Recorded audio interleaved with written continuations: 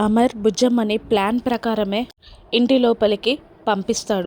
పక్కనే ఉన్న soldier sorry sir, నేను బుజ్జమ్మకి మైక్రోఫోన్ పెట్టడం మర్చిపోయాను అని అంటూ ఉండగా బాగి చాలా టెన్షన్తో వణికిపోతూ ఉండగా అమర్ మాత్రం తన ప్లాన్ని వివరిస్తూ నేను మైక్రోఫోన్ పెట్టాను, పెప్పర్ స్ప్రే కూడా ఇచ్చాను అని రిలాక్స్డ్గా చెప్తాడు.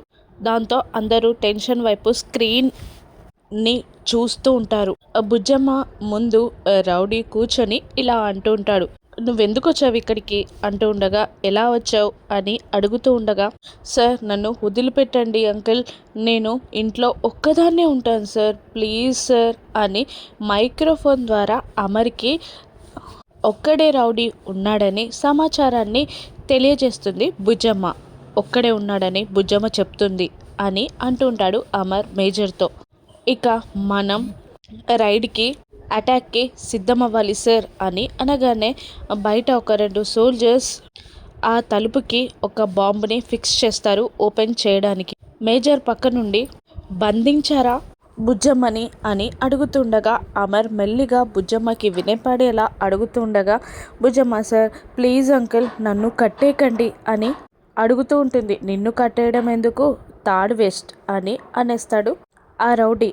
ఆ మాటల ద్వారా అమర్ బుజ్జమ్మని కట్టేయలేదని అర్థం చేసుకుంటాడు. ఇక బయటున్న సీసీటీవీ ఫుటేజ్లో ఏదో తేడాగా ఉందని రౌడీ గమనించి అమర్కి ఫోన్ చేసి, తిక్క వేషాలు వేయకు, ఒక్కొక్కరిని చంపి బయటికి పంపిస్తా, నీ కూతుర్ని ఇక్కడికి పంపించి ఏదో సాధించాలనుకుంటున్నావా అని ఆ రౌడీ అమర్ని ఫోన్ ద్వారా బెదిరిస్తూ ఉండగా, లేదు ఇంకాసేపట్లో నేను లోపలికి వస్తాను, నీకు సినిమా చూపిస్తా అని ప్రౌడ్గా అంటుంటాడు అమర్.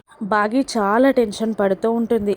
అమర్ మాటలకి భయపడిన రౌడీ కాల్ కట్ చేసి తన బాస్కి కాల్ చేసి అమరేంద్ర కూతురు లోపలికి వచ్చిందని ఏం చేయమంటారు అని అడుగుతుండగా, అమరేంద్ర కూతురా ఎందుకు వచ్చిందిరా, ఏదైనా కంట్రోల్ మిస్ అయిందా అంటుండగా, లేదు సార్ అంతా నా కంట్రోల్లో ఉంది, అది చిన్న పిల్ల భయపడుతుంది అని అంటుంటాడు రౌడీ వాళ్ళ బాస్తో. ఏంట్రా భయపడేది, వాళ్ళు పులిబిడ్డలు, ఆ అమర్ ఒక సింహం అయితే ఆ పిల్లలందరూ చిరుత పులురా, వాళ్ళు భయపడే ప్రసక్తే లేదు అని అంటూ ఉంటాడు బాస్.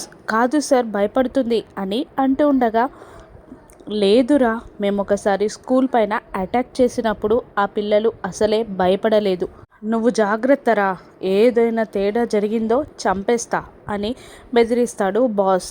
అప్పుడే బుజ్జమ్మ రౌడీ ముందుకి వచ్చి, అంకుల్ యు ఆర్ ఫినిష్ అని అంటూ ఆ రౌడీ కళ్ళల్లో పెప్పర్ స్ప్రే చేస్తుంది. దాంతో వాడు మండుతున్న కళ్ళతో కళ్ళు నడుచుకుంటూ అరుస్తూ ఉండగా అమర్ వాళ్ళు డోర్ బ్రేక్ చేసి లోపలికి వచ్చేస్తారు. బాగి పరుగున బుజ్జమ్మని దగ్గరికి తీసుకోగా రౌడీలు ఎవరూ లేకపోవడం, ఒక్కడే ఉండడంతో అమర్ వాడిని తన్ని ఆ మిలిటరీ వాళ్ళకి అప్పచెప్తాడు. ఇక బుజ్జమ్మకి అందరూ థ్యాంక్స్ చెప్తూ ఉంటారు. బుజ్జమ్మని అందరూ పొగిడేస్తూ ఉంటారు. బుజ్జమ్మని బయటికి తీసుకొని వెళ్ళిపోతుంది బాగి. నీకేమైనా బుద్ధి లేదా, నేను చెప్తే ఎందుకు వినవు అంటుండగా, నాన్నను నమ్మను నేను, నువ్వు నమ్ముతావు కదమ్మా అని అంటూ ఉంటుంది బుజ్జమ్మ ఆ బాగిని. ఇక అమర్ కూడా బయటికి వచ్చాక, థ్యాంక్ యూ బుజ్జమ్మ, నీ వల్ల చాలా క్రిటికల్ ఆపరేషన్ చాలా ఫ్రీగా అయిపోయింది, నీకేం గిఫ్ట్ కావాలి చెప్పు, మా టీం అంతా నీకు గిఫ్ట్ ఇవ్వాలి అనుకుంటున్నాం అంటూ ఉండగా, అవసరం లేదు డాడ్ అంటారు.